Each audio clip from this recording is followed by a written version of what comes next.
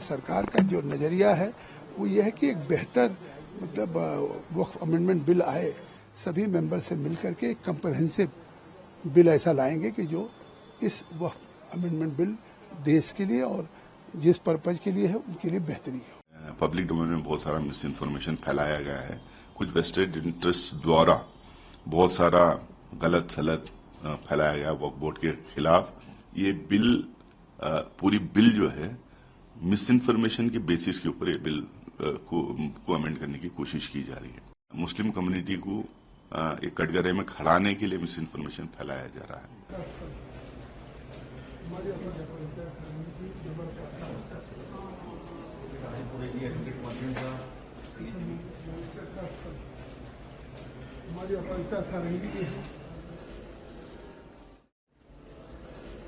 हमने पहली बैठक में भी कहा था कि जेपीसी में अगर सरकार ने इस वक्फ अमेंडमेंट 2024 को अगर रेफर किया है तो हम इसमें ज़्यादा से ज़्यादा देश के सभी जो वक्फ बोर्ड्स हैं उनको बुलाएंगे, जो हमारी अक़लियत की तंजीमें हैं उनको भी हम बुलाएंगे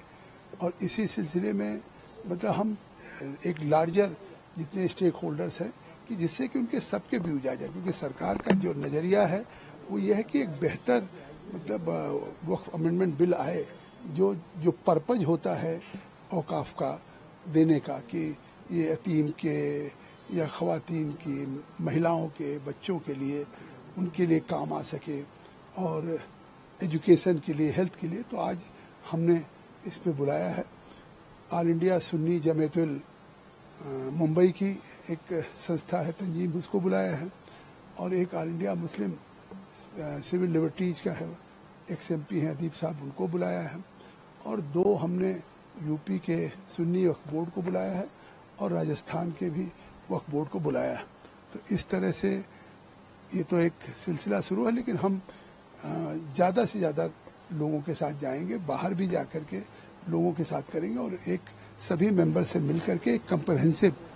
बिल ऐसा लाएंगे कि जो इस वक्फ अमेंडमेंट बिल देश के लिए और जिस पर्पज के लिए है उनके लिए बेहतरी है। तो आधा दर्जन लगभग आपने अलग अलग वक्फ और स्टेक होल्डर्स को बुलाया आज की बैठक में, लेकिन इसके अलावा भी क्योंकि आपने खुद दरवाजे खोले थे फीडबैक और सजेशन के लिए, वो प्रक्रिया कैसी चल रही है? क्या अलग से भी आपको खुद भी एज ए चेयरपर्सन लोगों ने सबमिट किए मेमोरेंडम्स? देखिए,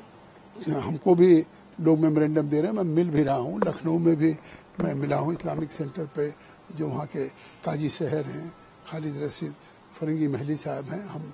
मुंबई में भी लोगों से मिले हैं, जहाँ भी जा रहे हैं,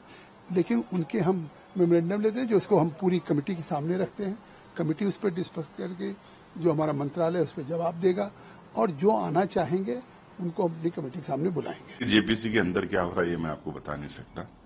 मेंबर होने के नाते। इतना जरूर कहूंगा कि पब्लिक डोमेन में बहुत सारा मिस इन्फॉर्मेशन फैलाया गया है, कुछ वेस्टेड इंटरेस्ट द्वारा बहुत सारा गलत सलत फैलाया गया वक्फ बोर्ड के खिलाफ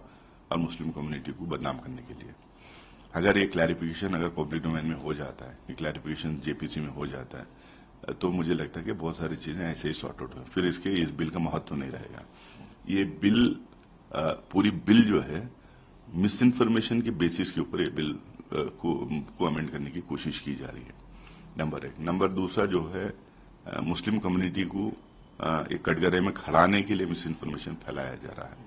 ये अक्सर ऐसा होता है जब फांसीवादी ताकतें